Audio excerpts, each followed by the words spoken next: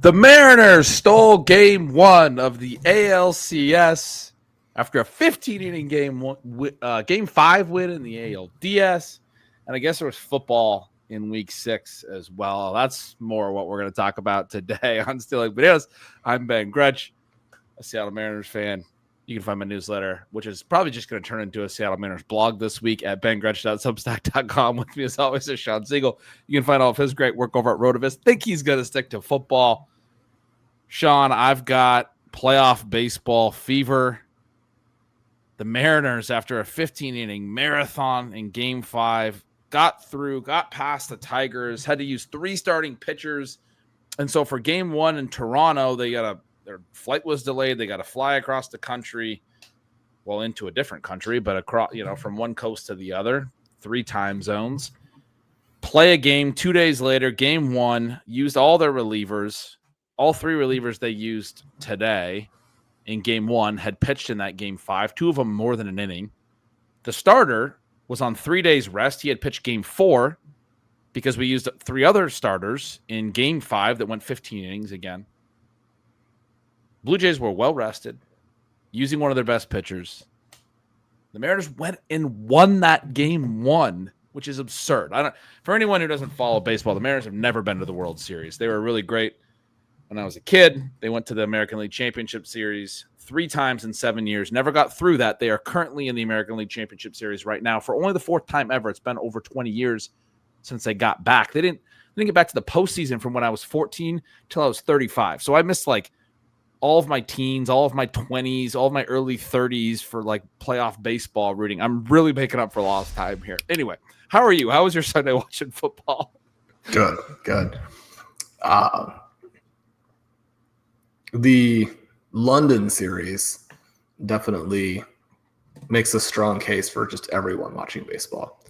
But I do have to say that, I feel like the Mariners have been good luck. I was following them on Friday night. They win. I pull up the Thursday night game, which, then we're pretty inundated with football. It's all day, every day.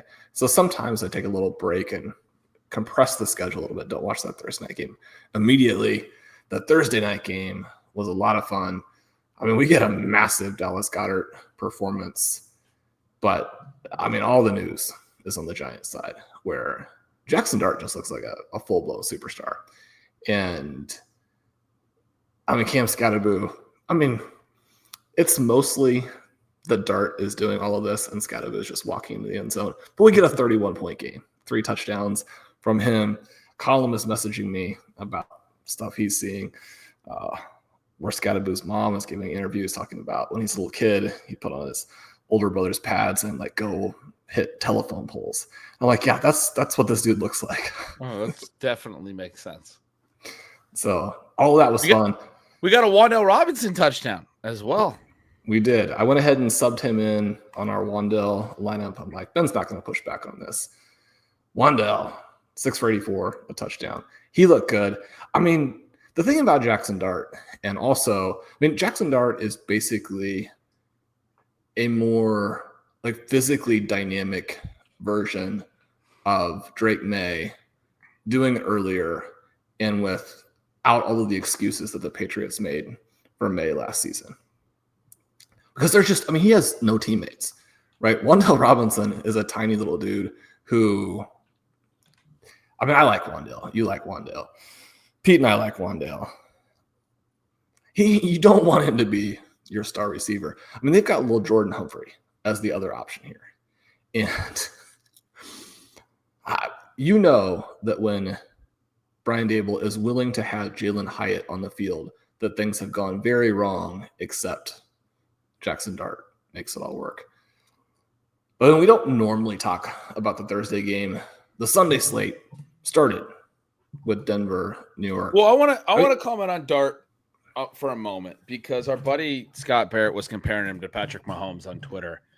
I want to push back a little bit on him being a full-blown superstar. He threw 20 passes in his first start, a win. He threw 25 on Thursday night, another win. He did not throw for 200 yards in either game. We threw 40 passes for 202 yards in the loss to New Orleans in between there, threw 2 picks, fumbled. fumbled in his first start. He looks amazing. He's made some incredible throws. The rushing is like, he's had over 50 rushing yards in all three games. Then you know you're going to have to come out there and really play if you're just putting eye black on one side of your face. Yeah, he's out there like a freaking warrior. He's averaged 10 carries a game, over 50 yards, 2 rushing TDs already. That's been amazing. In the Eagles game, he had this incredible yards per attempt as well, and was efficient, and 7.8 yards per attempt. The first 2 starts, he was under 6 yards per attempt. And when I saw Scott compare him to Mahomes, I went and looked at Mahomes' first starts. I think it was Mahomes' 45th start when he had his second game that was under 6 yards per attempt, and his first 12 were all over 8 yards per attempt, which Dart has not done through any of his first 3 games. It was a different league then. Mahomes now actually has some games that are a little bit lower because that's the way that the defenses play. But I mean, I don't know if they were a full-blown superstar. Moving the ball entirely on his own because the rest of his team is so terrible, and he's now carried them to victories over the Chargers and the Eagles. And the Eagles are having this collapse that we discussed a couple weeks ago as being possible. I still think that, he looks incredible. I just want to see a little bit. I don't think we have to call him a superstar after 3 games. Do we have to? It really reinforces that the Giants wanted to get off to as bad a start as possible for whatever reason, because there's no way, the light bulb didn't just flip on a couple weeks ago. Yeah. Everyone knows that he was massively outplaying Russell Wilson. Why did you put people through that for 3 games? Well, I think it was the Andrew Thomas thing. That's been the biggest speculation. Dart started as soon as their left tackle was healthy enough to play a full game. They didn't want to put him out there until they had their left tackle. Their Pro Bowl. You don't want to put out the guy who has apparently incredible rushing instincts and awareness within the pocket. But instead, you're going to put Russell Wilson out there who has not been able to navigate a pass rush for 6 years. I'm not saying it was a good strategy. That makes some sense. Ben, we had a game in London that neither team showed up for. I really wish these would be canceled. We know that flying across the ocean does terrible things to your body. This is a game in which I thought that maybe Sean Payton had his worst play calling game of all time ever. He really made things tough on Bo Nix and the rest of the team. And yet they outgained the New York Jets 246-82. Oh God, is that how bad it was for the Jets? I knew it was bad, but 82. -10 yards passing net. That was it took for them to win 13-11. They kicked a late field goal to win this game. Fields threw for 45 yards and had 55 yards lost in sacks. -10 yards. I'm just digging into it now.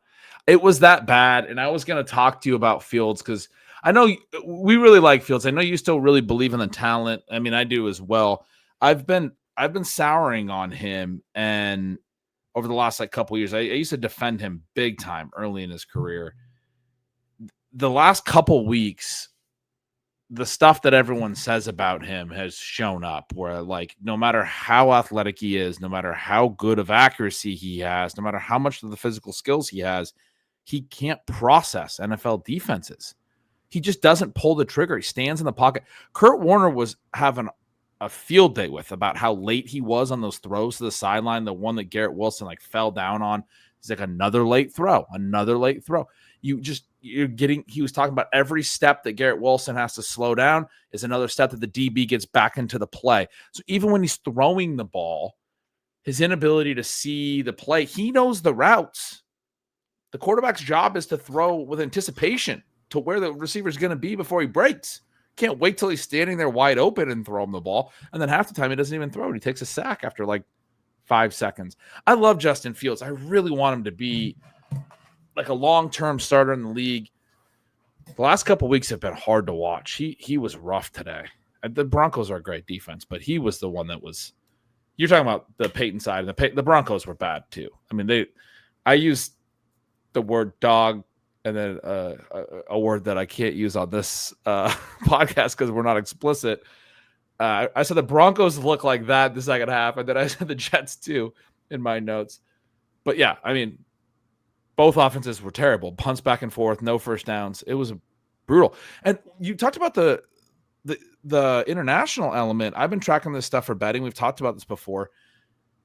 Teams have been traveling Thursday, Friday, and then trying to play Sunday. The Broncos flew from Philly overnight and landed in London Monday. They flew Sunday after the game in Philly and landed in London Monday. And the Jets flew Monday and landed, I believe, overnight and landed Tuesday, or maybe they just flew during the day Monday. But I found this because I was looking it up for the betting purposes, and there's a Jets article that was contrasting it with what they did a couple years ago with Robert Saleh, because Saleh famously got fired right after, I guess it was last year, got fired after the London game. But they went over there on like Friday or Thursday, and they were like, the Jets are leaving way earlier under Aaron Glenn. They're leaving on Monday. Like, it's way different. So both teams actually went over there. So the NFL teams, first of all, are adjusting to this thing that we've talked about. So it obviously is a thing. But both of these teams, I actually expected a good football game because I was going into it like I didn't bet on it. I was like, I don't really know what to expect, but they're probably going to be adjusted. I think they'll probably play good football. They were apparently homesick. They were over there too long. It was bad. It was bad. I mean, the situation with Justin Fields, I think, is that really you just need to not run an offense. Right? You just have to completely freelance all the plays. And NFL teams aren't willing to do that. You have a game here where they, in part because they're in the game, and Breece Hall rushes 22 times for 59 yards. You're not having this synergy. You're not able to run what you want to do with Fields off of the running game. Actually, I felt like it was a pretty bad idea to try and use Fields to do anything sort of Detroit-like with the Jets. And that may or may not really be the long-term plan, because one of the things you have to do as Aaron Glenn, you're putting your stamp on a new team, is you got to be yourself, right? You're going to learn some lessons. You're going to take some things from your experience in Detroit. You're not necessarily going to try and purely replicate what Detroit was. You're going to try and do the things that you think will work and that fit you. I mean, everybody has different strengths and weaknesses. As a head coach, he's got to be himself. But, I mean, this team here with Breece Hall shut down, with Garrett Wilson, and then this is a game where Josh Reynolds is the guy that allows them to actually get a couple of successful plays. I mean, he can't be your number two. Mason Taylor has been kind of hot because, again, they don't have anybody else. The Jets have been really flourishing in garbage time. This game didn't have any of that, right? And it creates a completely different dynamic. This game didn't feature a ton of plays for either team.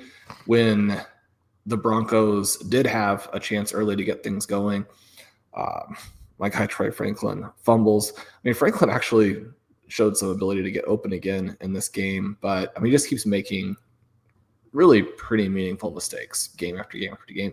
You wonder how long they're going to go with that. Pat Bryant had a huge mistake in this game as well, but does have a couple catches. I would encourage people to look at him. Good play on a fourth down where they went to him in isolation on a backside slant, and he just won. Like, it's like a 4th and short. You talked about how Peyton compared him to Michael Thomas. Michael Thomas used to get the slant boy nickname, and I saw that play, and I'm like, well, there we got our new slant boy, because that's Peyton was like, I'm going to run a one-on-one slant, and Pat Bryant's going to win. They were able to take out Cortland Sutton in this game. And when you do that, you've got to be able to get the other guys going. And this was vaguely an Evan Ingram game, especially early. But then as the game developed, I mean, they just weren't extending any of these drives. And I mean, trying to go with J.K. Dobbins when, I mean, he's having just as little success as Breece Hall. A lot of these early down runs, it's just a weird vibe, because you think that this Broncos team believes that they're good, believes in their QB. This was not a game plan. This was not a game called as though they had much faith in Bo Nix today, which was pretty disappointing. I mean, this is not an elite Jets defense by any stretch. If you're the Broncos, you need to win this game by 3 or 4 touchdowns. Can I give you the drive-by-drive summary starting in the start of the second quarter? The Jets got the ball down 10-6. There were 3 field goals and a touchdown. The touchdown, I think, was in the second quarter, but the drive mostly took. Actually, no, it was the final play of the first quarter. So 3 touchdowns and a field goal in the first quarter. It's 10-6 after the first quarter. Jets start with the ball. 3 plays punt. Broncos 9 plays punt. Jets 3 plays punt. Broncos 5 plays punt. Jets end of half. They had a 10-play drive. Then the Jets start the second half. 10 plays, 37 yards, and they get a field goal. 37-yard drive on 10 plays. And just to reiterate here, these were sequences to end the first half and begin the second half in which the Jets ran 20 plays and picked up 68 yards. Yeah. They went for on 4th down on a fake punt and then ran out the half after they converted it in their own territory. And then after the field goal to open the second half, it went punt, safety, which was after being pinned deep, it was a holding penalty in their own end zone for the Broncos, which turned a 10-9 game into an 11-10 deficit. And then it went punt. It's 11-10 at this point. The Broncos need to do something. It's not just the Jets. It went punt. And then the Broncos, and none of those drives were more than 5 plays. None of them went more than 20 yards. In fact, none of the punts. I mean, it was like 9 straight drives. Punts are 1 safety. And then the Broncos get a field goal with 5 minutes remaining. A 12-play, 65-yard drive. It was actually a decent drive. And then punt, downs, end of game. -7, -5, 6 plays, 1 yard, turnover on downs, and then 2 kneel downs. That's how the game went after the field goal.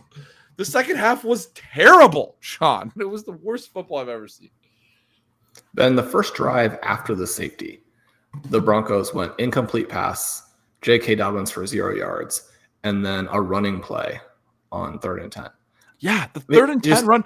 No, not just any running play. A running play to their fullback, Adam Prentice. Yeah. So anyway, that wasn't great.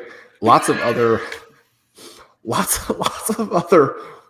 like wonderful performances, right? So we talked a little bit about Jackson Dart. I want to say here that, I mean, again, this is not revelatory in any way, shape, or form. It's just joining the chorus of saying that Drake Maye looks absolutely sensational. 18 for 26, 261 yards, 3 touchdowns. And this was despite the fact that throughout the entire game, the officials were just randomly wiping out massive gains for the New England Patriots. Just randomly wiping them out. Yeah. So long touchdown to Demario Douglas of all people, and then another one. And they're lined up to kick the extra point, and a flag comes in for offensive or whatever. Flag must have already been down, but the guy who called it was like, I did call this. We have to talk about it. But I'm sure he was like, I can't believe that I called it. I should have just put it like back in my pocket because I called a phantom penalty like a 62-yard touchdown. And then they go and look at it, and Gene Steratore comes on, and he's like, I don't know what this was. There was no advantage gained. Like, it was an offensive pass interference completely unrelated to the deep ball. It was on Stephon Diggs running like a little stop route. And he but he didn't, like the point that Steratore kept saying was that he didn't gain an advantage at all. They were just kind of grabbing each other, him and the cornerback. He did like extend his arms, but he didn't do it to push off or gain any advantage. He's like, there's no material advantage gained. There's no reason this should be a thing. And the very next play after they called that and wiped away this long touchdown, the Patriots go deep, and it was a pretty ticky-tack one, but they gave him a DPI. They're like, we're giving you 30 yards right back. Like, we're just going to give you, like, we just really screwed you guys. And then Maye drove down and still threw a touchdown at the end of that drive. Nice catch by your guy, Kayshon Boutte, at the end of that. He was incredible in this game. That's why a minute ago when we were talking about Dart, you said he's basically everything everybody wanted Maye to be or something. I was like, today's not the day to bash on Maye. Maye played awesome today.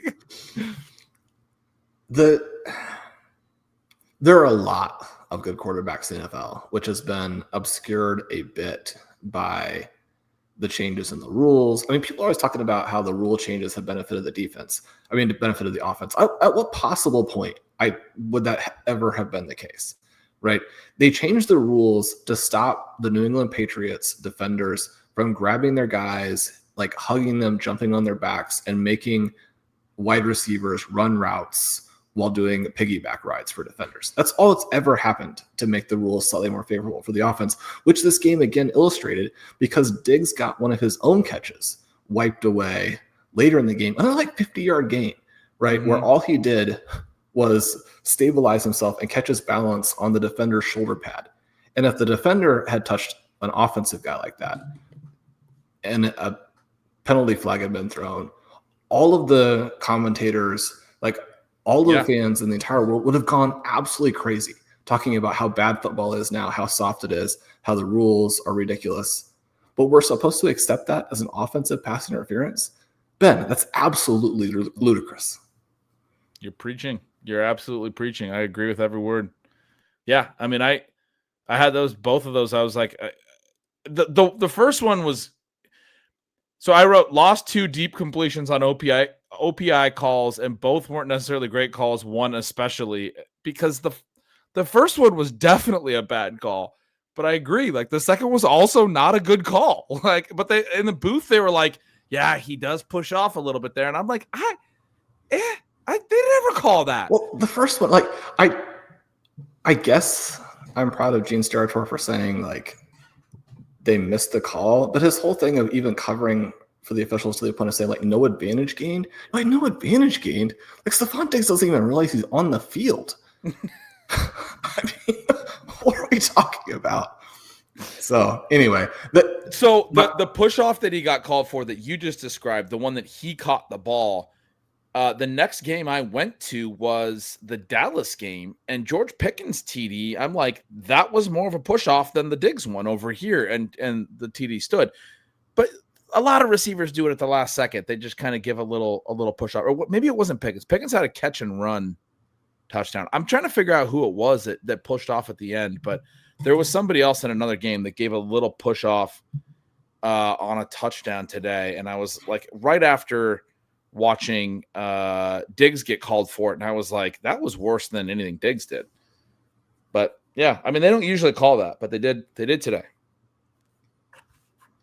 At any point, as long as we're noting that the officiating still has some wrinkles to iron out, at any point are they going to stop using review to change plays from clearly the correct call on the field? So there were like 3 plays today where a player caught a pass and did like 15 things and then got the ball knocked away. And we're having these debates about like, you've got to get 3 feet down or 2 feet and then like do some kind of like fully choreographed 15-minute long dance move to indicate that now you have the ball and you can fumble. There were 3 different plays today where a guy caught a pass, came down, starts to hold the ball out to try and get more yardage, and then the ball is knocked away. And they're like, we're not sure. It's like, not sure about what. That's a catch and a fumble. Yeah. That was an endemic today as well. The catch fumble that became an incomplete pass was bizarre today. Ben, very few people get open like Chris Olave. 6 for 98. He also dropped like 30 fantasy points worth of value today. Dropped a long touchdown, dropped another long pass. He did have one of these plays where he like made an amazing catch and fumbled. Obviously that was ruled no catch. Okay, but all August I was trying to tell you that he was a very similar play to Jerry Jeudy, and in my defense, Jerry Jeudy also dropped a lot of points today. So we got that going for us. Well, one of the great things, so it may be the all-time understatement. And again, I'm like, I wasn't sure if I was proud of the commentator for being like so composed and not ripping someone to shreds on national television, or if I was thinking to myself, like, this guy was just giving me some talking points and doesn't realize the full scope of it. Because like on the third play of the Browns game, on a 3rd down, Jerry Jeudy gets wide open, has the ball thrown directly to him, like at the first down line, jumps up in the air, catches the ball, takes it with both hands, and throws it at the ground as hard as he possibly can. Oh, but then the commentator comes back and says, he's had some problems with that.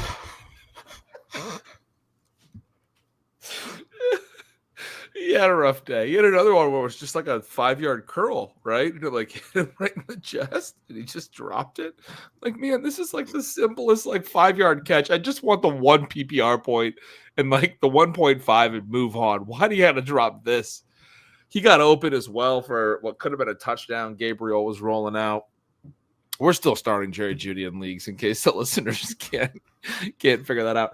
Jerry Jeudy, Dillon Gabriel was rolling out, had him in the end zone, rolling to his left, kind of let the throw sail on him as he's, in full sprint. It happens. And so the ball went out of bounds. He had a lot of room. Jeudy could have had a touchdown. That was a bummer. Jeudy did have a big gain called back on penalty. Yes, he did. In addition to that, he drew 13 targets. As soon as you get a quarterback in there who can actually get rid of the ball, Jerry Jeudy will draw a ton of targets. Now, that's within the context of Dillon Gabriel throwing 52 passes. Oh, my God. I didn't realize he had 13 targets, and I hadn't looked at the box score yet, and I was like, maybe he had a better day than I thought. And then I went and looked, and he had 5 catches for 43 yards. I didn't know that was possible on 13 targets. Oh, God. Well, Harold Fannin had a good day. 7 for 81. Most of that came late, a little underneath on the comeback mode, but it was good to see him have a big day. I mean, they gapped everybody else on the target volume. That's kind of what we certainly hoped / expected. Isaiah Bond had a really rough game, and so he's probably not going to be a guy who takes a step and really wipes out that.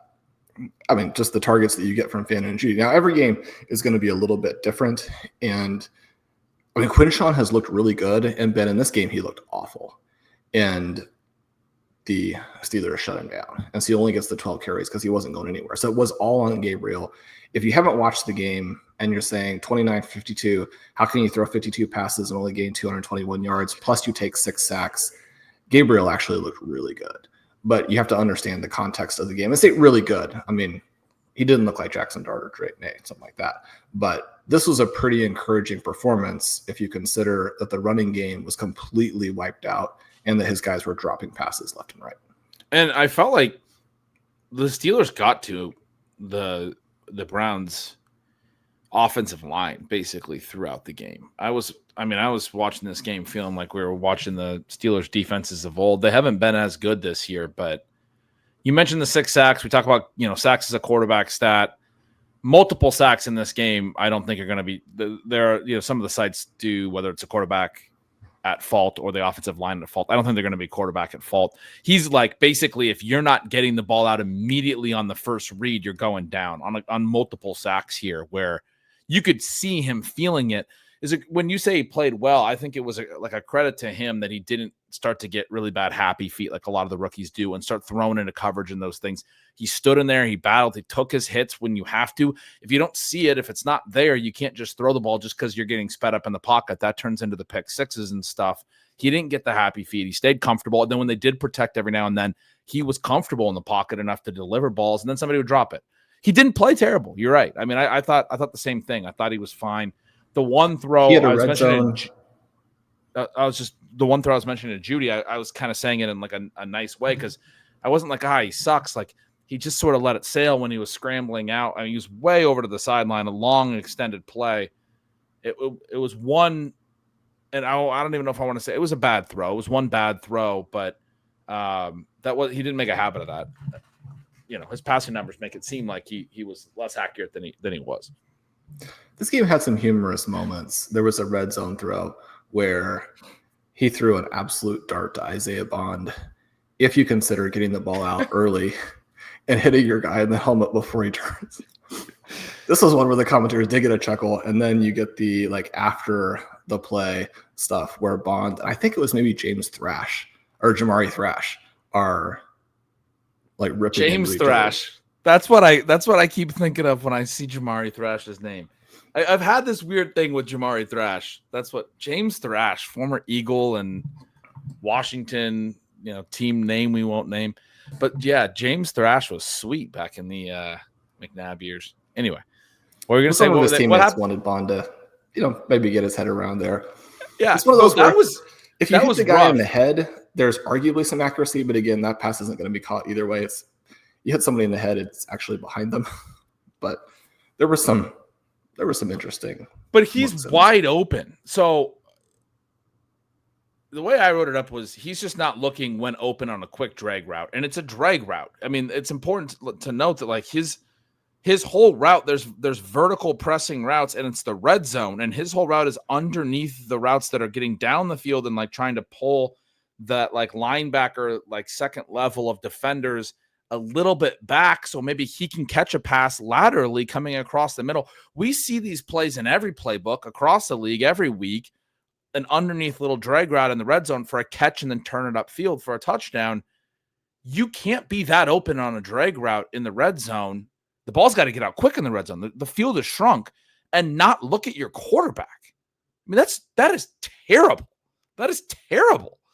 I don't care if the throw is like behind him or whatever you're saying. Like I wrote it's just hard to understand what he's thinking is what I wrote. Like I'm like that's rough wide receiver play. That you're so focused on your route and like the other players that you're not aware of your surroundings, the fact that you're in the red zone, the fact that your quarterback is probably going to need to go hot to you. He doesn't have a lot of time in the pocket. I mean, pay attention to the game. Every throw was having to come out quick. If you're that wide open, you need to look. Like, I mean, there's guys that we're going to talk a little bit about the Sunday night game. We've both had a chance to watch it. We usually don't talk about the Sunday night game, but we both made sure to watch it because it was actually one of the few good ones. We have so many injuries and so many huge spreads and blowout scripts and everything this week that there was that play where nobody lined up out on Jameson Williams, and he's like, was it Jameson Williams? Man, I keep getting confused. I watched some baseball today as well, in case you weren't aware. Was that the Jameson Williams? Yeah, he was waving, and then they threw it out to him. He got like a 15-yard gain. Chiefs didn't even have anybody out over top of him. Anyway, Jameson Williams has been criticized for not always having his head in the game. And even he is at the point where he's like, if I'm wide open, I need to look at the quarterback. Like this is Isaiah Bond is a rookie. He's going to make rookie mistakes, but that was a bad one. It looked like one of those skill competition events where the target unmolested across the field. Dillon Gabriel hit that target. hit him right in the head. And then the ball bounces up in the air and you're like, dude, you're going to cause an interception because you're not looking.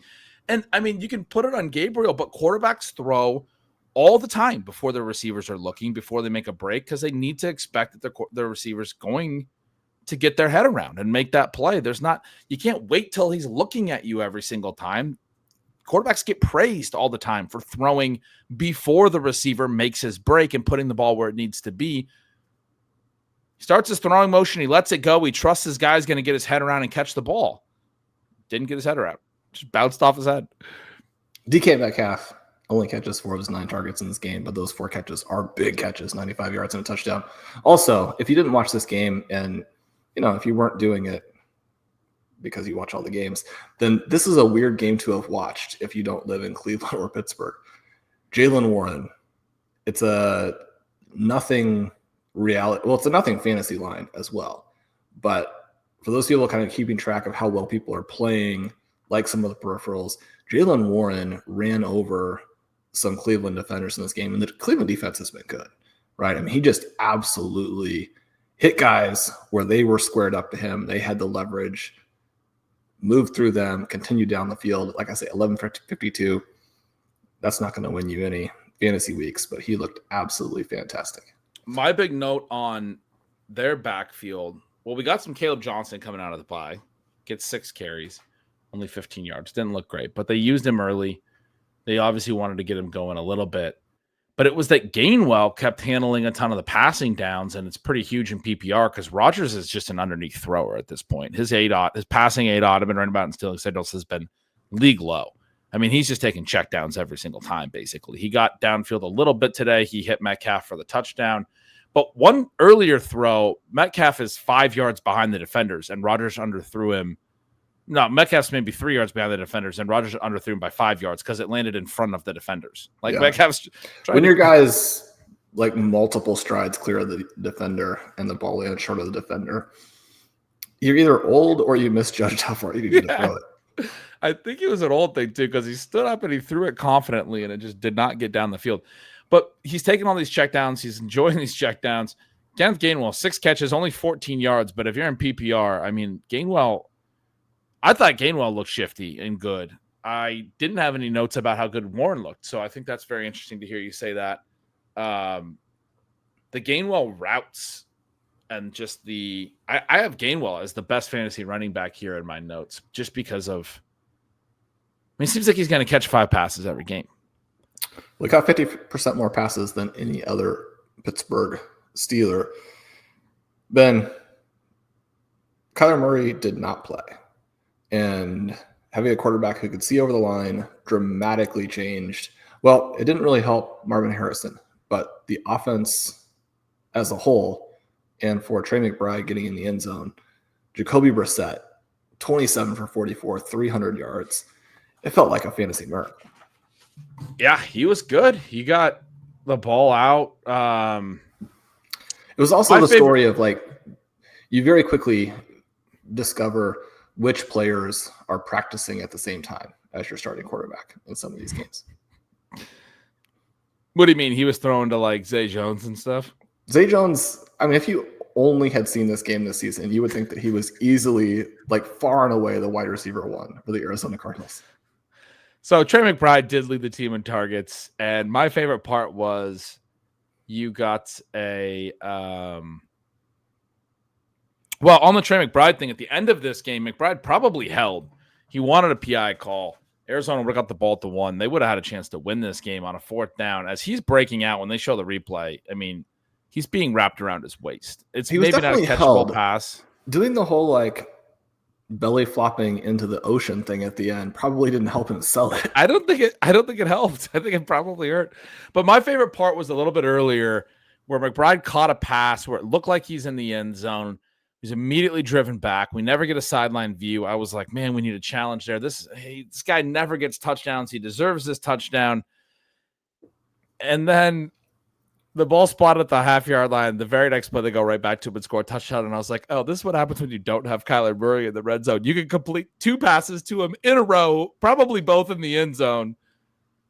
I guess it's not that hard for a guy who scored a bunch of touchdowns in college to score touchdowns in the pros with a 6'4" quarterback. I was still very hung up on the fact that the Cardinals hadn't challenged this play as the beginning of this is happening. But McBride just like too light on his feet and too happy to be directing traffic with his teammates as he's getting them lined up for that play. For the Indianapolis Colts, that had to be the sign that this is not going to be like a halfback plunge. This is going to be misdirection to Trey McBride because he just simply looks too happy as he's helping his teammates get lined up. I lied. He didn't score a lot of touchdowns in college. I was thinking of, I don't know, somebody else, Dalton Kincaid or somebody. But I appreciate you. You knew that. I appreciate you let me say whatever I wanted to say. But I do think McBride's fully capable of scoring touchdowns. And I think we saw that. We got some Bam Knight in this game. There was a report from Schefter that he was going to work in front of Carter, and then Carter did start and played the second drive as well. And then Knight came in for a green zone touch and got a touchdown. And then Demercado gets hurt early in the second quarter, and it seemed like, because then they had Knight start the second half, it seemed like they were going to have Knight do the early downs and Carter play in sort of the 2-minute drill and taking the obvious passing downs. And then I have a note that Bam also got hurt with like 3:30 left and came off, which I had sort of forgotten about. But Michael Carter ends up catching. Oh, he only had 2 catches in this game, 5 targets. I thought he had more catches than that. Anyway, I don't know that anyone really cares about what's going on with the Cardinals rushing attack, but it was a little more of a split this week. Yeah, and Knight did look decent on a few of the plays. Even when the players aren't great, you do have to keep a bit of track. We'll get to it in a moment. But even though when we bid on him in every league, Ben, I do not believe we got him anywhere. So it was pretty bittersweet to watch Kamani Vidal have a good game for the Chargers. But everything we had kind of hoped that he would do last year, he did in this game. Of course, it was against the Miami Dolphins, so not really a real rushing game. This Colts-Cardinals game was a fantastic game. It was one where you really didn't want either team to have to lose. They combined for 50 first downs that were split evenly between them. They both averaged 5.7 or more yards per play. They're at 5.7 and 6.1 for the Colts. The Colts continued to look just absolutely fantastic. Now, there was kind of like an old school, or more what the Giants fans would tell you is just like normal Daniel Jones play, where he throws a pick in this one to a defender just standing in a spot. Yeah. But hit him right in the chest. What's that? Yeah. He hit him more accurately than Dillon Gabriel hit Isaiah Bond's helmet. Definitely, that's definitely true. But you still get, I mean, Tyler Warren here doing absolutely everything, making the rest of the offense function. You get a couple of really nice catches from Alec Pierce, even though he only gets the 2 in the game and it's not really fantasy relevant, doesn't get in the end zone, but he looks good. It's not a massive game, and it wouldn't be anything really without the touchdown, but Josh Downs has sort of his 2025 breakout performance, 7 targets, more than twice as many as Michael Pittman, and does get in the end zone. He continues to look good. Jonathan Taylor continues to look good. One of the things that I talk about a lot with Taylor is that he is kind of a big back who plays small, but in a good way. He had some big back runs in this one where he's pushing the pile. When you have those plays and then you occasionally break out of it like he does, I mean, he has a 30-yard long again in this one. This wasn't any like sprint for a super long touchdown or anything, but I mean, Jonathan Taylor just week after week after week. Ben, I don't understand what happened between 2021 and the last 3 weeks of last season. Well, mostly it's just intermittent injuries, right? You never truly get going again. But I mean, that's a long period of time where he did not look like the guy from 2021. And then you have those 3 monster weeks to finish. And if anything, I mean, he looks even better. Jonathan Taylor looks absolutely sensational. He looks the kind like of guy where you could build, again, that kind of synergistic offense off of him, especially when, you know, as they talked about on the broadcast, the Colts are absolutely dominating on first down, just gaining big chunks almost every time they run one of those plays. Yeah, their offense is awesome. And I mean, I feel like we say that a different guy's the best running back in football mostly every week. But I know Colts fans believe that Jonathan Taylor, I mean, you watch him play and you're like, you couldn't be better. Like I always say it about Gibbs, but Gibbs is not as big as Jonathan Taylor. The fact that Jonathan Taylor is as big and can be as physical as he is and leads the NFL in yards after contact, but also is able to turn the corner and have the speed and those elements. I mean, you watch him and you're like, there couldn't be a better. I mean, that's kind of like what Adrian Peterson felt like in his prime, but he's like big, super fast, so hard to tackle, also like agile somehow, like superhuman. Well, it didn't turn into yardage today, but he also caught 4 passes. And so they're making teams defend that, but then also you're getting these cheap PPR points that, I mean, it just turns him into a machine. You mentioned Gibbs, and I mean, even though this wasn't a good stat line for him, I was just kind of shocked again today where the Chiefs had him, the defender had squared him up in the hole, stopped him about half a yard short or, you know, a foot short of the first down, and he managed, again, at his size, to like win that battle and get the first down, even though, you know, that victory did not turn into what the Lions needed. But do you have any more about Cardinals Colts, or where are you feeling like heading after that one? We've kind of alluded to a couple of the other interesting games here. I thought you mentioned the Colts well, and they to me were sort of what they've been. We got a lot of Tyler Warren, but you mentioned the down stuff was nice to see early on. A lot of like first reads, catching some passes, sort of in the rhythm of the offense that I thought was good to see for him.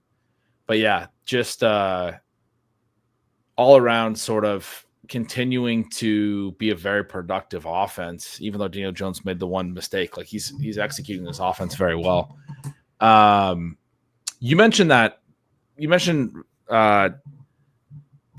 Vidal, did you you had said to me that you hadn't watched that one yet. Did you watch that one while I was watching Sunday Night Football? I did. Well, Devon Achane getting the 49-yard touchdown was super cool. I mean, he's been looking really great running the ball as well, and finally gets around the edge and hits a home run, and we get this long touchdown.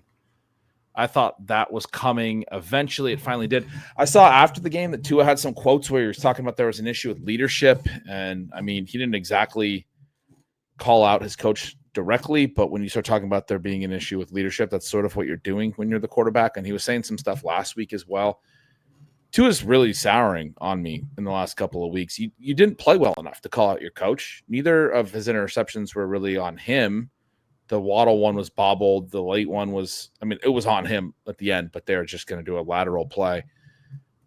But like Mike McDaniel built an entire offense around his specific skill set and his very obvious limitations. And he's the anchor on Mike McDaniel more than Mike McDaniel's the anchor on him or the roster. And then they come from behind and they actually take the lead late in this game and they have a shot to win, but they do get in one of those situations where we know the special teams plays are playing a huge role. Nyheim Hines in his first game in like 3 years runs the ensuing kickoff back out to the 41-yard line with about less than a minute left. Huge play. And then they get to Herbert on the first down. He has to throw it away. They get to him again, but he breaks the pocket. He gets it to Ladd. Ladd makes a guy miss an open field on like a 5-yard completion and is able to run for 30 yards after the broken tackle or the evaded tackle. And they get in a field goal range, kick a field goal, they win. I mean, in some degree, my point is sort of like Miami almost won this game. And, at some point in time, you have to just tip your hat to your opponent and be like, this is a better team than us. It's a way better roster. I know the Chargers are banged up, but like they're still a better team, I think, than what Miami has basically around their whole roster. They're banged up as well. I don't know. I didn't like that. I didn't like Tua talking about a lack of leadership and all stuff. He's basically calling for his coach to get fired. People have been calling for Mike McDaniel to get fired on social all year long, betting on him. He'll be the first coach fired, all this stuff. Mike McDaniel is not doing that bad of a job as a head coach. It's ridiculous to me. We've talked about it on the show. I mean, I'm pretty sure you agree on some level, but maybe you don't. What do you think? Well, it doesn't go very directly to the fantasy stuff, but there's a play late in this game where there's a little bit of sort of traffic around to his body, and he's got to throw the ball out of bounds. And I mean, he's got to put his entire being into making a throw that reaches the sideline and gets out of bounds. And it was such a striking visual contrast to, I mean, I don't want to make the case yet because so much of what's happening with the Patriots is that they're playing terrible teams. But, I mean, Drake Maye right now throwing the ball, the arm talent is...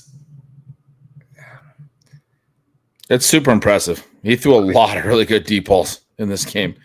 I mean, he throws these passes, 30, 40, 50, 60, 70 yards down the field so effortlessly that, I mean, even if you've been watching all of the all-time greats for 30, 40, 50 years, whatever, 60, 70, however old you are, I think it's still stunning to see Drake Maye throw the ball that way.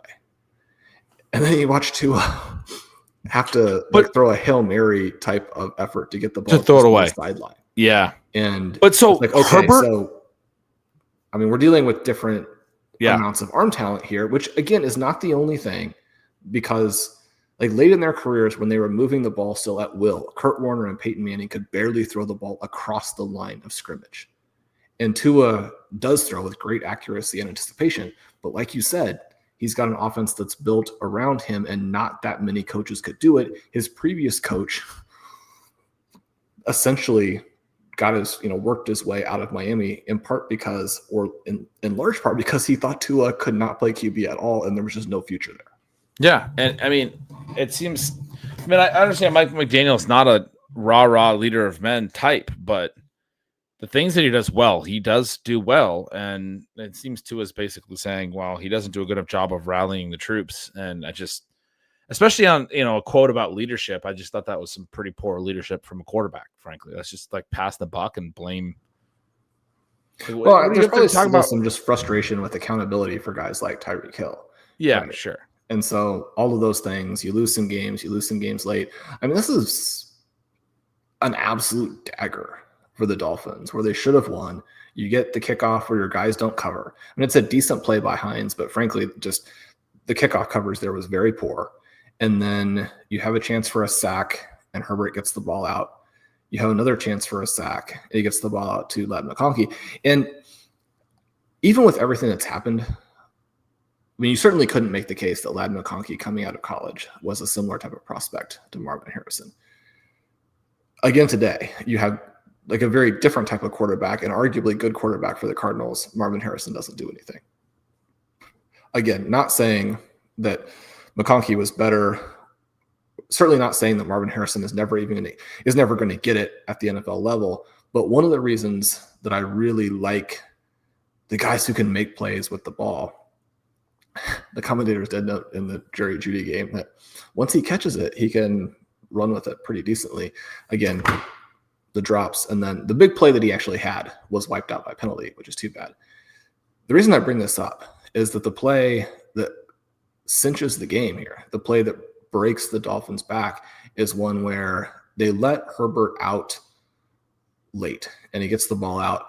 But the play that McConkey had, and partly the whole thing here that's happening, and when you have Kamani Vidal going 18 for 124 and looking like Barry Sanders, you understand that you're a week from allowing 200 yards to Rico Dowdle, who goes over 200 yards from scrimmage again today. But the play that McConkey has where he puts his foot in the ground and the change of direction, and there was a Christian McCaffrey-like change of direction there when he plants and goes and makes his guy miss by like 4 yards. And then, as you mentioned, he rips off that, I believe it was a 42-yard gain to get down there for the winning field goal. I don't know that we're going to see that every week from McConkey. I don't know. I definitely don't really think that it's as related to Quentin Johnson being out as it kind of seems like in this, because that play could have very easily not happened, obviously. But I love the receivers that can do damage with the ball in their hands. And it's one of the reasons why Jalen Waddle, who goes 6 for 95 in this game, certainly has a fine fantasy game, is just like not an impact receiver, because he's got to do it before the catch. You said this is a heartbreaking loss or a backbreaking loss for Miami.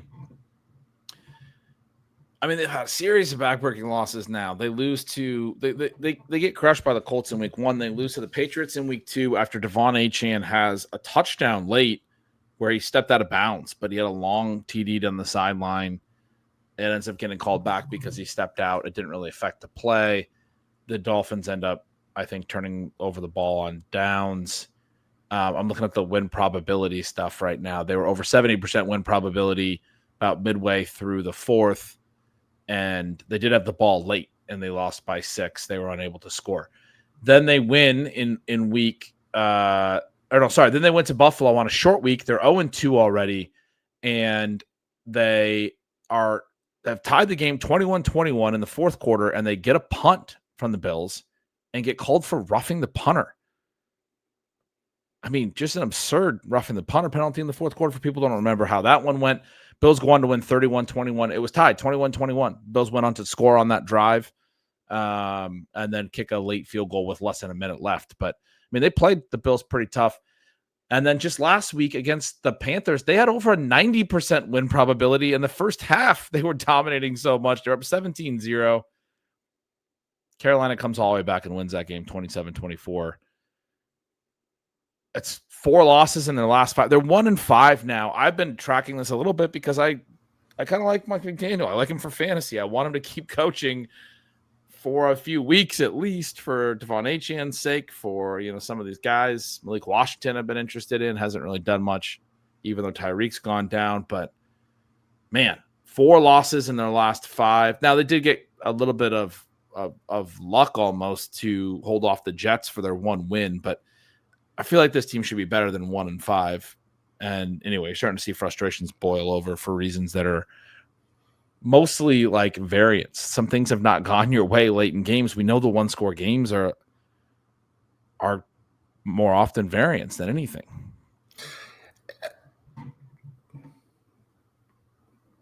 One of the things here is the Dolphins haven't played a murderer's row. And so you're blowing some games to teams that are not juggernauts. At the same time, this Dolphins roster is maybe the worst in football, and yet they still do a ton of dynamic things every week. You were talking about us mentioning a different running back as the best running back in football every week. There were definitely some moments in this game where I was wondering if we got to draft today after Puka, damages his ankle a little bit. Like if Achane would be the 101. I mean, that's kind of where we are with his scoring profile. Obviously, you and I wrote him up very favorably during the offseason. He had that bad run right before the season started to where when I did the ship chasing draft with Pat and Pete, we were able to get him deep in the second. That has been a very valuable pick for us on that squad, especially with CD Lamb, our first round pick, missing a bunch. If we could get a Lamb Achane team through, that would be a lot of fun. Achane has the long touchdown run early, but he has a subsequent 4-yard touchdown run where I had seen that this happened and I knew he was going to get there, but when they toss it to him and there are like 3 different guys who sort of have him walled off and you just simply don't have the angle against professional defenders. And he didn't just score, he scored easily. He is so unbelievably fast. And there were 3 or 4 plays in this game where you're thinking to yourself, I mean, this speed, you don't see plays like this. We're getting to witness something very unique and just so much fun every time Devon Achane touches the ball. Yeah, it's just tough in some game settings where they aren't able to get him into any space. There's nothing he can really do about it because he isn't such a tough offense that it was fun to watch a game where he could go 16 carries, 128 yards, 2 touchdowns, catch 4 passes, add 22 on in the passing game, which he didn't have anything huge in the passing game, but 150 total yards, a couple TDs, pretty great game. You mentioned Vidal on the other side has the huge game. That was fun to see. Obviously ends up catching a touchdown as well. Yeah, I mean, a lot of people interested in that split. I was very interested in that split. I thought Hassan Haskins would do a little bit more than Vidal, just based on the way they were using him ahead of him and how they've used him sort of situationally and sort of how Vidal's rookie season went all of last year. But we're getting, I mean, this guy's a really good profile. If he's still like out there, you're in a league where he didn't get picked up or something, you're in one of those shallower home leagues. It's a guy whose profile we really liked last year. We talked about him a bunch, as Shawn said. Great missed tackle force numbers all throughout college. Fun guy to watch. He's got the big lower half. He reminds of Maurice Jones-Drew, the big thighs and the large rear end, if you will, which, you want your running backs to have some power down there. He got 18 carries, 124 yards, only 6 carries for Hassan Haskins in this one. Looked good. I wouldn't say great. The biggest takeaway is what you said. Play your running backs against the Dolphins, man. Rico Dowdle 1 week, Vidal this week. Both had a lot of room to run, but he did look really good. It was fun to see that from him. Are there any other games that we didn't discuss at all? Well, a very strong candidate for the worst team in football or the worst non-Tennessee Titans team. I haven't watched the Titans game yet. Don't really know what happens in that one, but I don't either. Assume that it wasn't great. Because it's the Titans. I have not seen a spoiler on that either, so the audience will know that neither of us has any idea. And if they scored 48 points, we're going to be laughing at this later. The Carolina Panthers, I mean, you've been telling me that you felt like the coaching staff quit on the team a couple weeks ago, that the owner is a problem. Obviously, Bryce Young is not lighting the world on fire. Their defense isn't particularly good. But they're now 3-3. I know. They won 2 in a row. The same exact record as the Kansas City Chiefs. And to get to 3-3, the Chiefs had to beat the Detroit Lions. This Rico Dowdle story is one of the coolest stories you're going to ever run across, right? You fight and fight and fight and fight to stick in the league. You have a really very solid, not good, certainly not fantastic, but a very solid season, your first chance you get to do it. And your team somehow thinks that the way to make their running game better is to go get Javonte Williams. And then they turn out to be right. And Javonte Williams is performing like one of the better backs in all of football. And you are behind Chuba Hubbard. And then Hubbard goes down and you get to play the Miami Dolphins, which it's the similar thing for Kamani, where you're like, this is my shot. I have like one more chance to really make it. Because Vidal's pretty close to being out of the NFL. I mean, that's just the situation with him.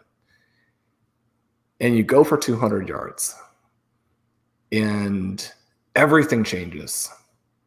And then you get to come back against your old team, and it happens to be your old team who also is just the thing I was kind of wondering today was whether or not a running back had ever had a 2-game stretch where he played against worse run defenses than the Dolphins and the Cowboys consecutively.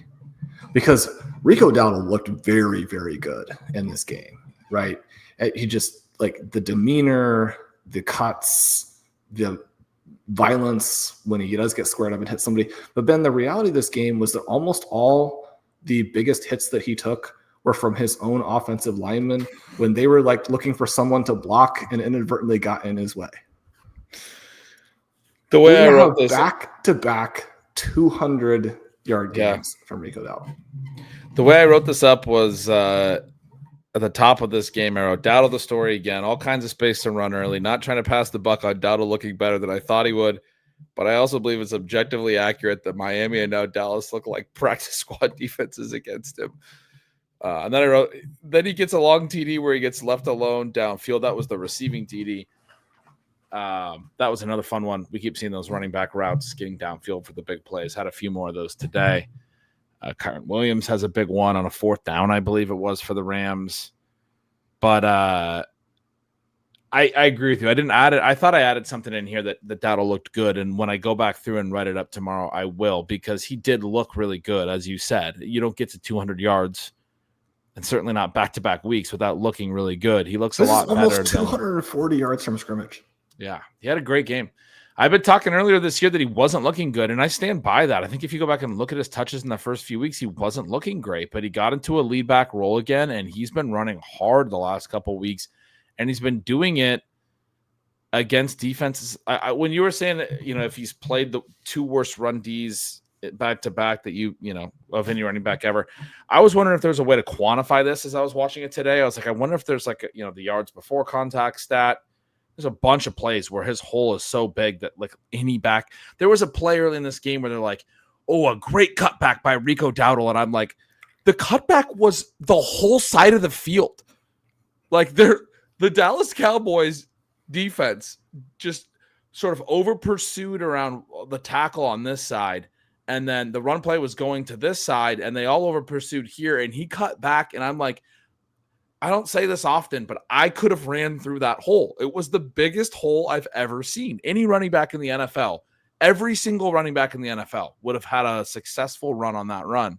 And the announcer's like, oh, a great cutback. And I'm like, I mean, Rico Dowdle's playing well, but can we at least contextualize some of it? He looked good. He looked fun. Just, again, such an amazing story. And I love the fact that game 2 of this stretch, I mean, I hope he tears off like 3 or 4 more 200-yard games. That would be the coolest thing. Dak Prescott, and I always mention that QBR is not one of the stats that I follow, but I'm under the impression that a 90 is pretty good. The Cowboys lost a game where Dak Prescott had a 90 in his That's QBR. Crazy. George Pickens had 9 for 168 and 1 in this game, and at least one of the times he tried to vault over a player, it was successful. Yeah, the first vault was awesome. The second vault was very weird. I do want to give you one more Rico Dowdle stat. I think that this kind of wraps up a little bit of what we were saying. Last week, he had some long runs that looked good. This week, 30 carries, 183 yards on the ground. 183 yards. Over 6 yards per carry because he had the 30 carries, but still 6 yards per carry. What do you think his long carry was in this game? For Dowdle? Yeah. 183 yards. How do you think he got there? Just 6 yards every single time. Yeah. 6.1. Yeah, exactly. All 30 carries. 15. You've picked up why I'm asking the question. 15 yards was the long. He never had a 20-yard carry. He never got really all that close. Just every carry was like 6 yards. It was a lot of yards before contact. I'm just saying. But anyway, 36-yard receiving touchdown. Yeah. I mean, that was great, and he had a great game. You don't get to 240 total yards without playing incredibly well. He was running hard. He was falling forward. You don't get to 183 rushing yards with a long of 15 without a bunch of like 10-yard runs. I mean, obviously he had a ton of really good runs, but their number 2 back averaged 5.7. He might be okay. little Trevor Etienne love there. He had 3 carries. Oh, so you're saying that it's probably more relevant that he was out carried 30-3? Yeah, it's probably a little bit more relevant. And DJ Dallas got a carry in there for some reason. But yeah, Pickens, couple slants that he caught and took off. Or no, sorry, one that he caught. I'm thinking of another guy who had a couple slants and took off. Pickens caught a slant, accelerated through the defenders, took it to the house. I wrote they had Moriak on a later dig route. That's the one where he broke the tackle, found some space, 45 yards, jumped over a guy. Then the next time he tried to jump over a guy, he just sort of got shoved out of bounds. You said 168 yards there. Another game we haven't talked about yet is the Seattle-Jacksonville game. 162 yards there for Jaxon Smith-Njigba, the guy that we should have taken in the 3rd round every single time. You were starting to tell me that towards the end of draft season. We've got him on a handful of teams. Wish we had him on a lot more because that guy is just so good that it doesn't, like, none of it matters. It doesn't matter that they run the ball so much. Their PROE is still so low. He beat everyone deep for a touchdown. He's always so open. I keep seeing all the stuff about Sam Darnold. People are starting to do the Sam Darnold MVP thing. I think he's playing great. I was watching Sam Darnold MVP. I was going to say that I had gotten today to the point where I'm like, Sam Darnold is good. Sam Darnold is throwing some really nice passes. And I mean, this offense is a perfect fit for him. They are not forcing him to deal with the type of thing where he's going to do the see and ghost thing. And it's just, that's if you the keep point. Somebody clean and they have Sam Darnold's arm talent and you have this good of a receiver. The thing that you mentioned, the long touchdown from JSN, and it's so cool that he has been able to show the evolution and show the things that we were talking about, where in that rookie season, people are like, he can only catch like 2-yard passes. And like, no, he's only being asked to run 2-yard routes, right? This is a fantastic, just run by the defense, 61-yard touchdown. But it was also the best long pass in the NFL this season. It was the most accurately thrown deep ball that we've gotten all year. It was a good throw. I really liked the one he threw to Kupp for a touchdown. I feel like that was thrown with good anticipation and as he was breaking to the out. Because Kupp can't create a lot of separation anymore at this point. The defender, it just comes right off the edge of the defender, and he threw it so early. It was a really, really well-timed throw. That was my favorite throw that he had today. He had a really nice day. But my also note was like, well, number one, as far as like the MVP thing, you can't win the MVP when you're not asked to throw 30 times a game, when the pass rate over expected is as low as it is, and they're doing everything they can to put you into good positions to succeed rather than put the whole offense on your back. That's not the most valuable player. It's a similar thing to what happened with Brock Purdy a couple years ago before they started to ask a little bit more of Purdy. But people were like, look at his numbers. His numbers are so good, he has to win MVP. And then everyone who breaks down film was going, no, they're loading the box and they're trying to take away Christian McCaffrey and they're daring Brock Purdy to beat them vertically. And this is why like Brandon Ayuk has 3 yards per route, because he's getting one-on-ones vertically every single time. If every defense that plays him decides that the quarterback's the guy that has to beat him, then he can't be the MVP. It's just like, it's not the way that it works. He's not the most valuable player. And it's not really opening things up for the rushing portion of the offense yet. I mean, this is a game where, one of the concerns we had with the Seahawks is like, which guy is it going to break right for? Is it going to break right for Kenneth Walker? Is it going to break right for Charbonnet? They've each had individual weeks where they look good. This was a game today where it didn't break right for either of them. And frankly, they both look bad. Yeah. They didn't look good. And I think that speaks to some of what I'm talking about. But also, I mean, the offense, the design of the offense. Again, I'm not trying to like bash Darnold. I'm just trying to provide context. The design of the offense is we don't want Sam Darnold to have to do too much. You just said they're not putting him in the positions where he can see ghosts and those things. Like what I feel wrong on Sam Darnold because I thought he was going to be terrible after getting out from under Kevin O'Connell, and I was saying Seattle was the I know better team this year and everything. But what I can't shake is Kevin O'Connell, who I do think is extremely smart and actually like seemed to really like the human being and was like, I have to move on without him. And like just they wanted to just let him go and move on. He's done a lot, right? He makes a lot of great throws. He plays another incredible game.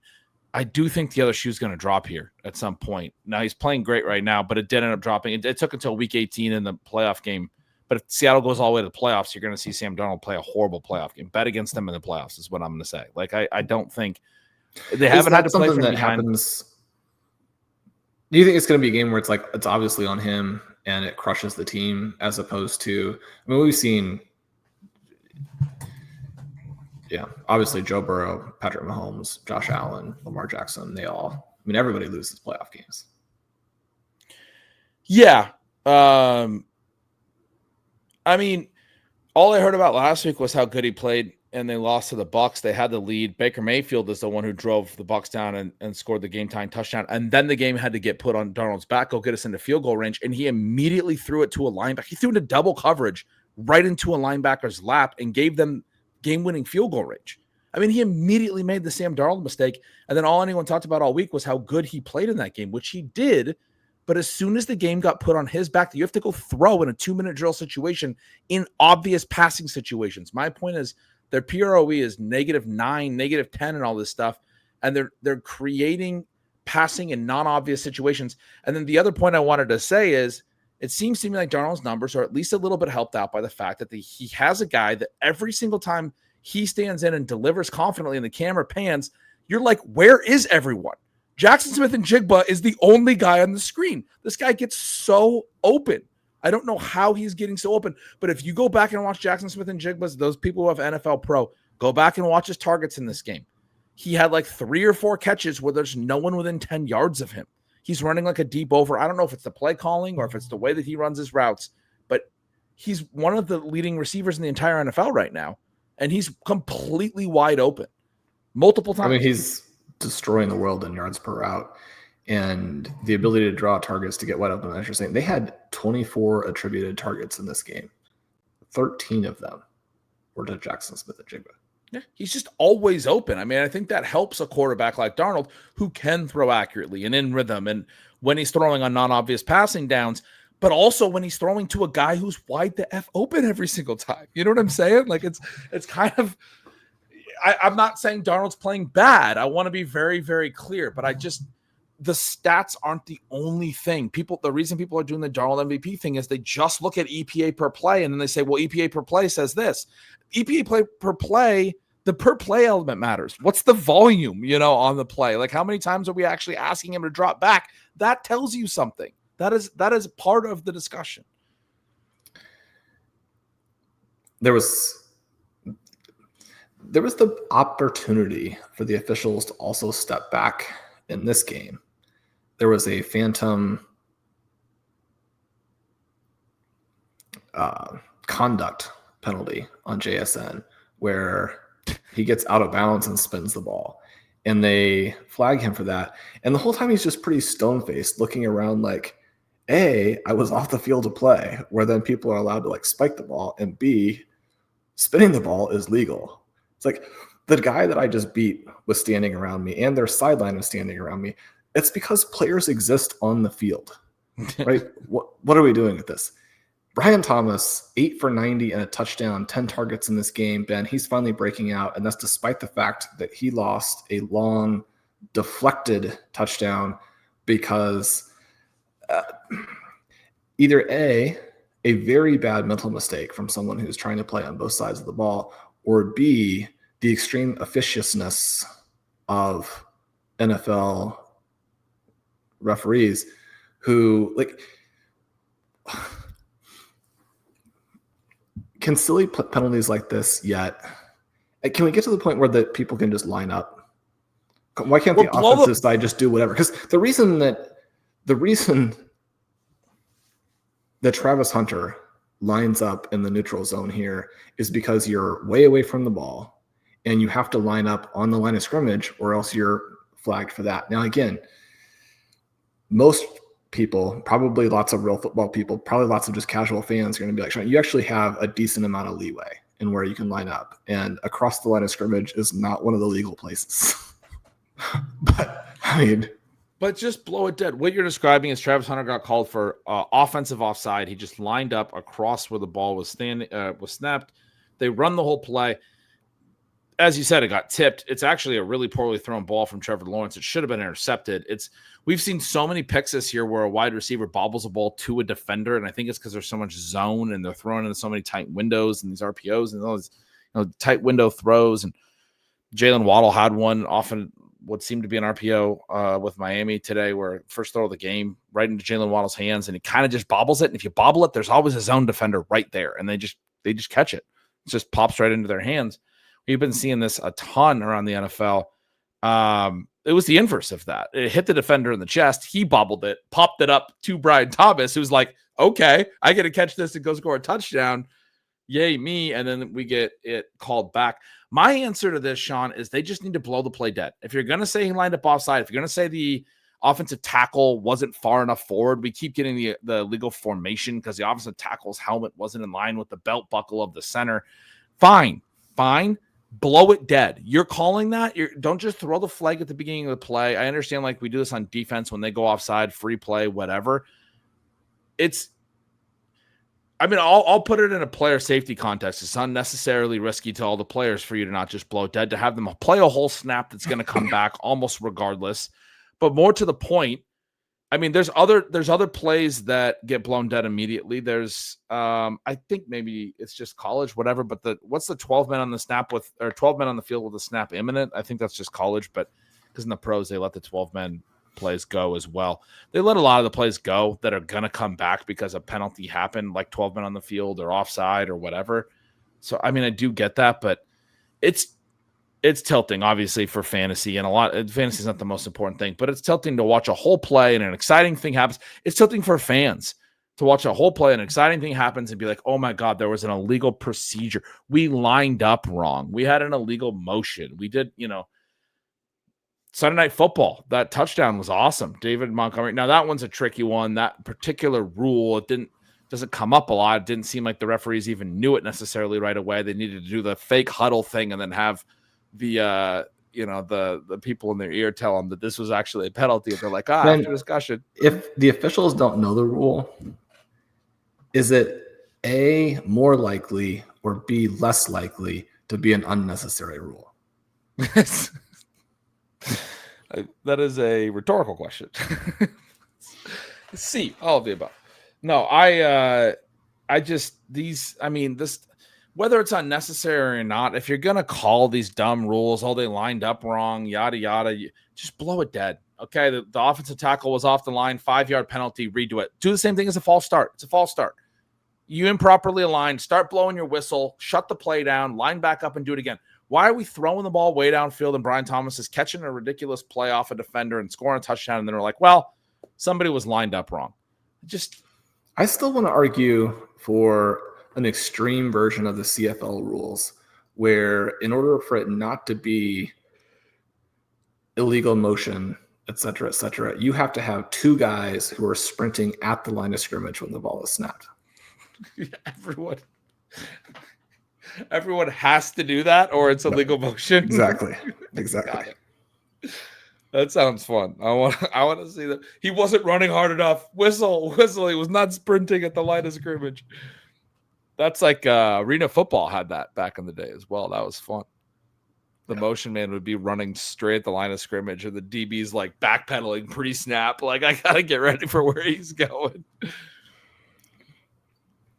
I get frustrated sometimes when I'm watching games with folks. They're like, man, there are just so many penalties. I'm like, yeah, it's because there are rules, right? And the rules have to be enforced. And if we want to have fewer penalties, the teams have to commit fewer penalties. But when you watch every game like we do, I mean, there are so many penalties every week, Ben, that are either phantom penalties or they're penalties where the rules are completely unnecessary. And Yep. I mean, football is an awesome product, and it would be a better product if you didn't have games in London and if we didn't have phantom penalties. Yeah. I mean, those two things would go a long way to making what's an awesome product even a little bit better. Amen to that. Yeah, and I huge tangent, but I've been wanting to say this on the show for a while because it came up to me the other day. We had a lot of conversations a couple years ago about the hip drop rule, and then people were so mad when they instituted it, it was going to break the game. No one would know how to tackle. Defenders would never be able to find a way to tackle.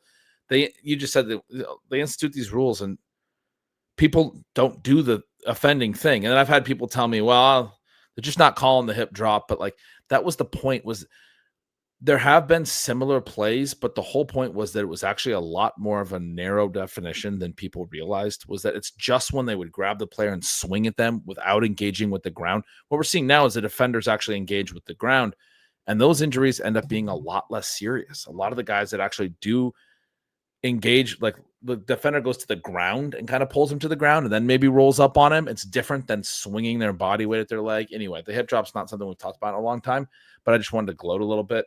Maybe I've gloated about this before on the show. I can't remember, but I got a lot of heat about that on social media over and over and over again, that it was going to ruin the game. And these penalties are going to be called constantly because defenders wouldn't have any way of bringing players down.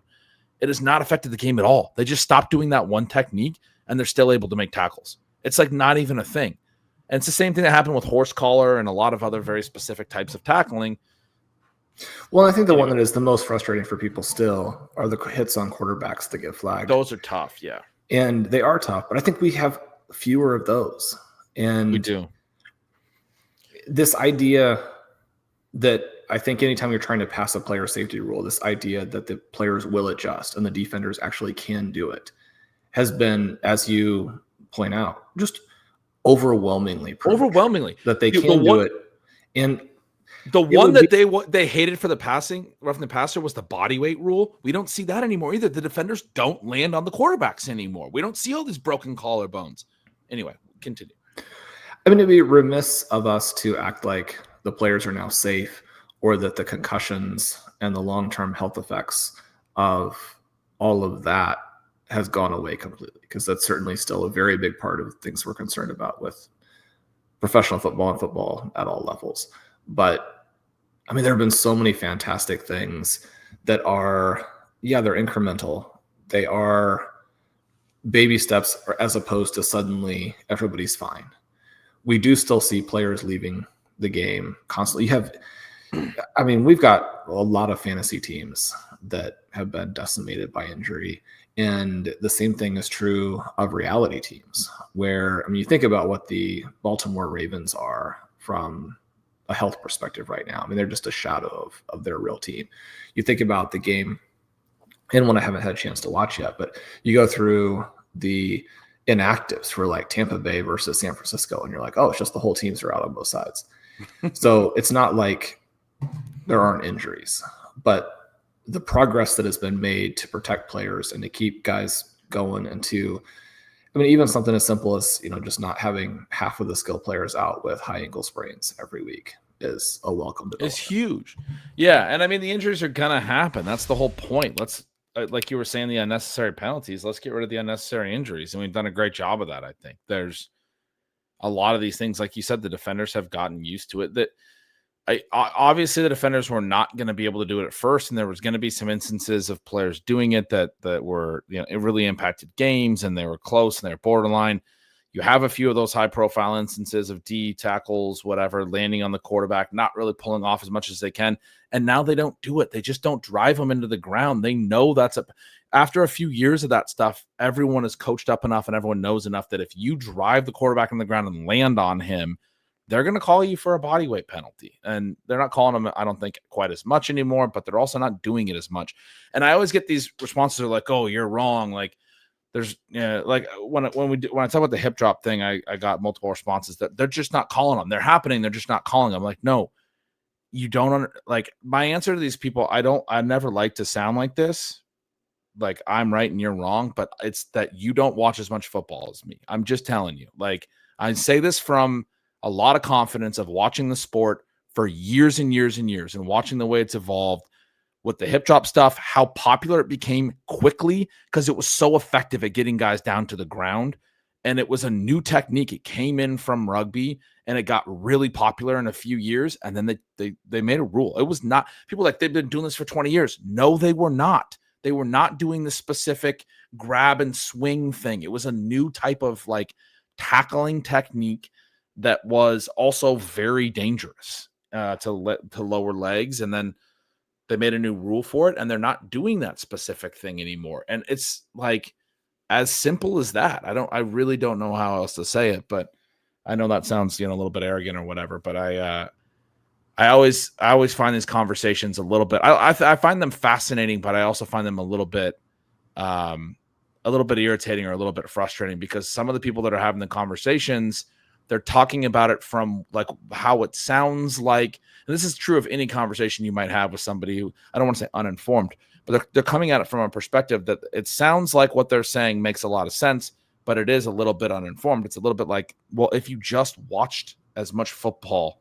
as I do, which is every game, you would not believe what you're saying because you would have a different sample rather than just the few plays you're seeing on the primetime stuff. It really is misleading. And then the way it's covered, the way that it's tweeted about by certain media members, and sometimes it's talked about on the broadcast, it's like it's a bigger issue than it is sometimes. And it gets blown up on social media in these instances. And it's really not a big deal. Like it ends up becoming not a big deal over a few years. So I do think it's worth circling back on it and being like, hey, remember this thing that everyone said was going to ruin the sport? Didn't ruin the sport. Totally fine. It's pretty cool.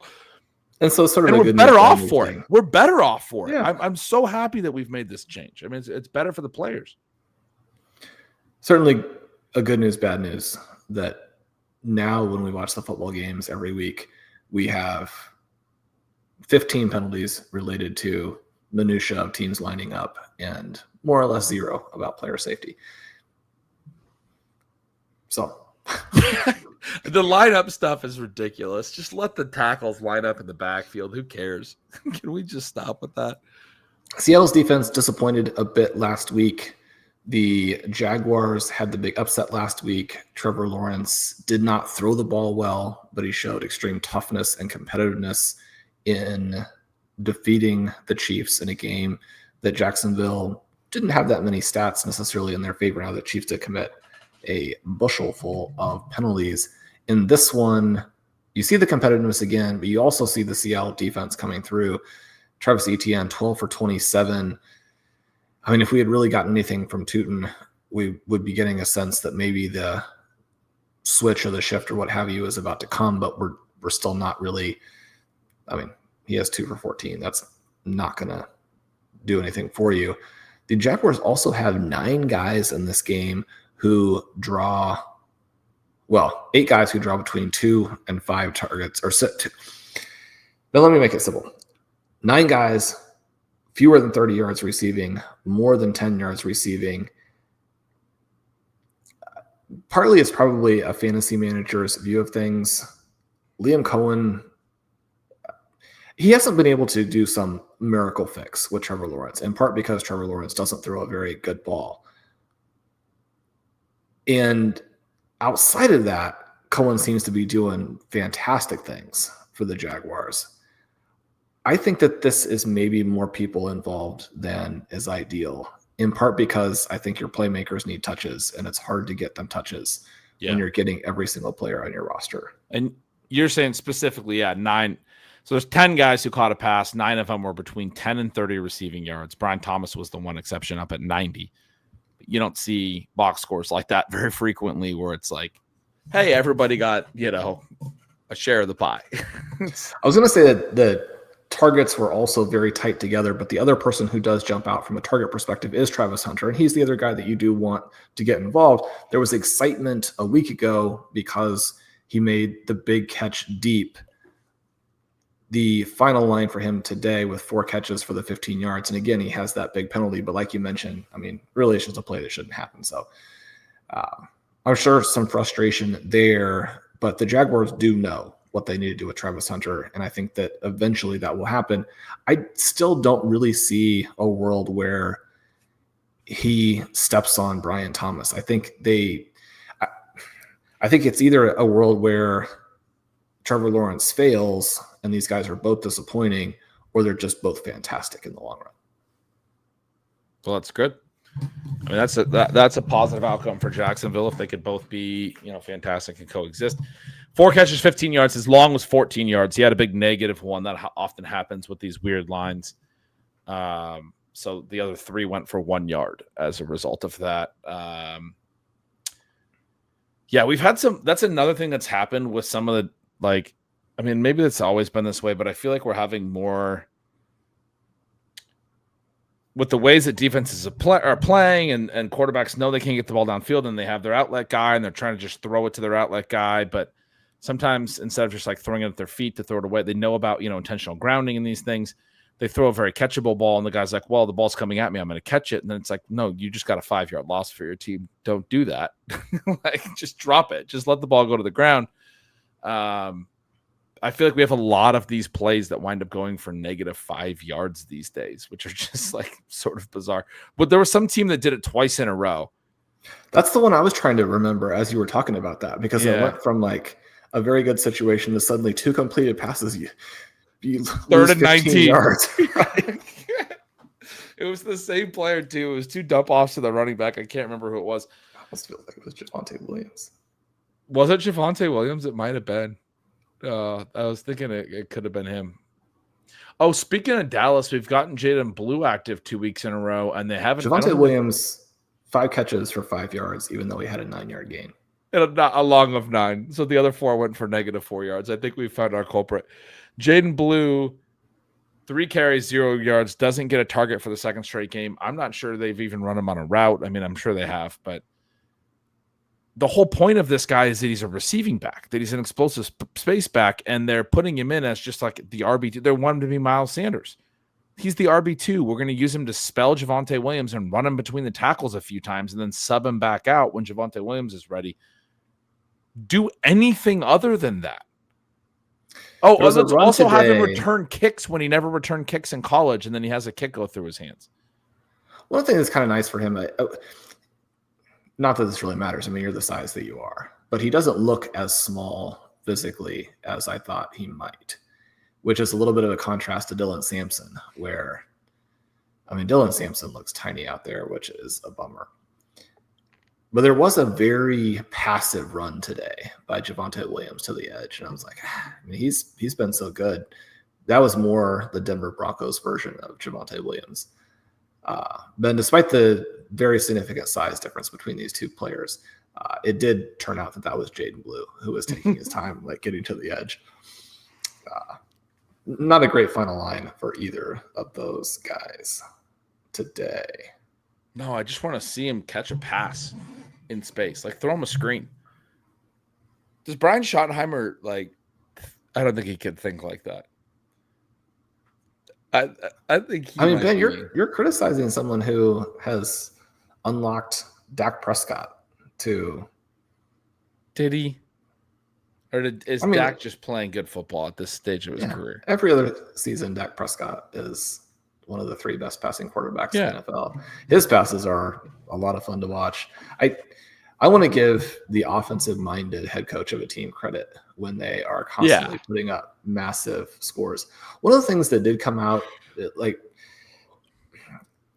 His quotes are just really stupid. I just want to be clear. Okay. That's why I don't like him.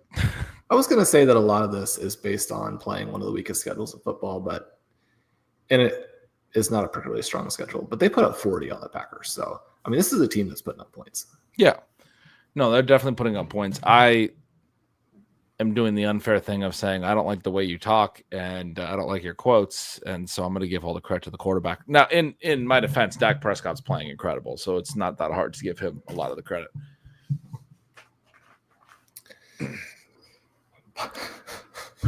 On that note, I was just thinking this comment about I don't like the way you talk is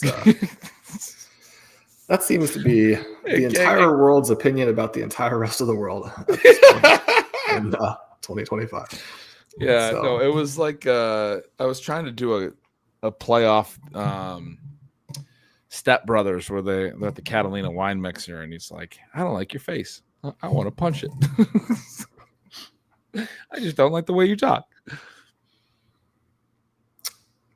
yeah, I mean, a dagger loss for the Cowboys today, a win in this one, and I mean, they would have been mostly through the stretch without CeeDee Lamb with a 3-2-1 record. Instead, they fall to the Carolina Panthers. Then it was a weird day. Have a lot of games between teams that are not particularly good. Some of those went the Pittsburgh-Cleveland route. Some of them went the Panthers-Cowboys route. But and then, as we mentioned, the London game went 13-11 with 80-some yards for the New York Jets. But lots of great football this week. Also, I think I mentioned at the beginning, we had a couple teams out there with Dallas Goedert. And he also, it wasn't just Cam Skattebo who went for 30 points on Thursday night. A lot of fantasy fireworks.